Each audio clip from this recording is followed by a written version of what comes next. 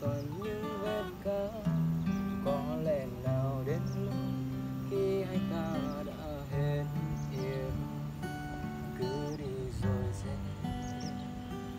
cứ yên lặng sẽ qua. Một người như thế đấy, yêu là yêu đến hết đời này. Anh cũng là thế giới ấy, anh thật là nhỏ bé thôi. Tại sao em cứ ôm mãi không bao giờ nói ra? Có lẽ anh yêu em nhiều quá nên là anh chẳng dám buông ra. Có lẽ anh thấy em mạnh mẽ nên là anh chẳng muốn vô về.